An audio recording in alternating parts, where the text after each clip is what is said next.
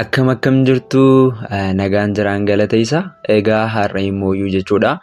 Akkamitti namni tokko dalagaa inni dalagu akkamitti gaafatu kan jedhu sirriittidha gadi qabnee kan ilaallu ta'a. Akkasumas immoo namoonni egaa namni tokko wanta inni hojjetu yeroo gaafatan dogongoroota uuman jechuudha sirriitti ilaalla.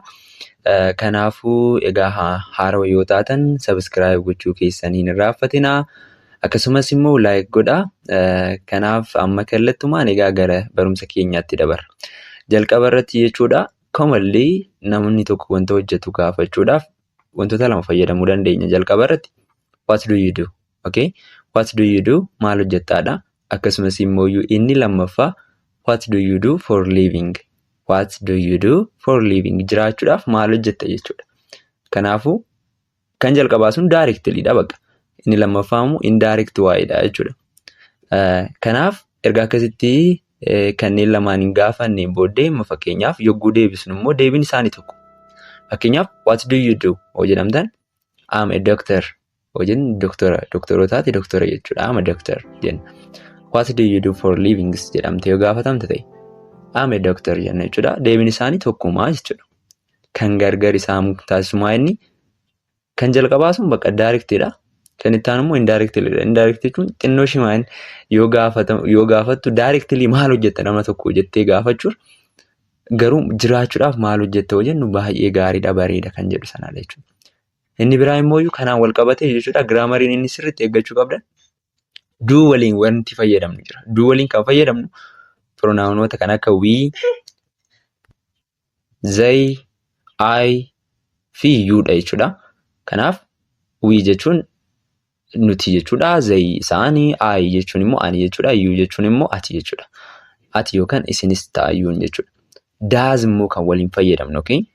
She waliin, he waliin, it waliin jechuudha. She ishee, he isa, it immoo wanta nama hin taaneef jechuudha. Kanaaf fakkeenyaaf akka fakkeenyaatti isaan maal hojjetu oduun jechuu barbaade they waliin do fayyadamna. Kanaafuu what do they do jedha jechuudha. What do they do? Do yeroo lamaan fayyadama. Okay? What do they do? Isaan maal hojjetu? Okay? Akkasumas immoo fakkeenyaaf deebii yogguu deebistan maal jettu? They are teachers. They baay'ee danuu waan ta'aniif maal goona? Are fayyadamna jechuudha. They are teachers jenna. Teacher hin jennu teachers danuu goona. Okay? Daanee teachers goona. They are teachers jenna jechuudha. Kan itti aanu immoo what does she do? Ishee maal hojjettiidhaaf jechuudha. Okay? Kanaaf she is a teacher. She is a teacher hin jedha jechuudha. Maaliif she singular dhaqeenteedha. Kanaaf is hin fayyadama jechuudha. She waliinis, he waliinis jechuudha. It waliinis is hin fayyadama. Wanta qeentee ta'e bakka takka wanta ta'e is fayyadamtu jechuudha. Okay? Kanaaf what does she do? She is a teacher jennee haala saniin deebisnaa jechuudha. Kanaaf walumaa galatti use are with we, they and you. Kanaaf you are jechuudha kan fayyadamtan we waliin, they waliin akkasumas you waliin fayyadamtu jechuudha. Okay, yogguu deebistan. Inni itti aanu immoo is kan fayyadamtan she waliin, he waliin, it waliin. Am immoo kannuma I waliin fayyadamtu. For example, what do you do? Maal hojjetta yoo jedhamtanii deebiftan gaafatamtan I am a teacher odoon jedhee I am fayyadama jechuudha. I am a teacher jedha jechuudha. So amma walumaa galatti hanga ammaatitti kan baranne kana jechuudha. Hojii irratti oolchuu keessan hammam oolchitan kan jedhu egaa hubachuudhaaf gaafilee muraasa shanan tana kan ilaallu ta'a jechuudha. Jalqaba irratti what do you do? Isin hojii keessan bakka buusaa deebistu barsiisaa barataa hoo taatan I am a student. Barsiisaa hoo taate I am a teacher. Doktora hoo taate I am a doctor jechaa deebista jechuudha. Yoo deebistan immoo saffisaan oduu deebistanis more speaking bakka akkanaan isin waliin dubbachaa jirutti yaada sana booddee deebisaa jechuudha. Lammaffaan what does your brother do? Okay? What does your brother do? Your brother kan jedhu your brother hiidhaan bakka buusuu dandeenya. Okay? Bakka kanatti confuse akka hin taane. Brother kan jedhu qeenteedha hiidhaan bakka buusuu dandeenya. Kanaafidha. What does your brother do? Obboleessi kee maal hojjeta? My brother is waan jettan. My brother is a teacher or something. Egaa jettanii deebisaa jirtu jedheen amana. Sadaffaa irratti what does your friend do?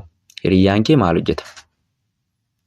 Deebistaniirtu jedheen amana hamma ammaatti. So inni afuraffaan immoo what do your friends do? Maanni sadaffaaf afuraffaan garaagarummaan isaa? Inni sadaffaa irratti friend takkuudha. Okay? Hiriyyaan kee maal hojjetaadha? Afuraffaan garuu hiriyoonni kee maal hojjetu?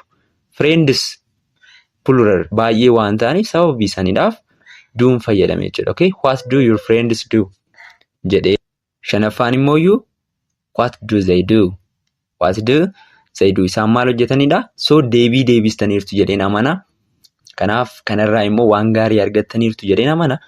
Egaa viidiyoo kanarraa immoo waan gaarii waan jabaa arganneerra jettanii kan amantan yoo ta'e haaraa yoo taatan subscribe gochuu keessan hin raaffatinaa, like godhaa.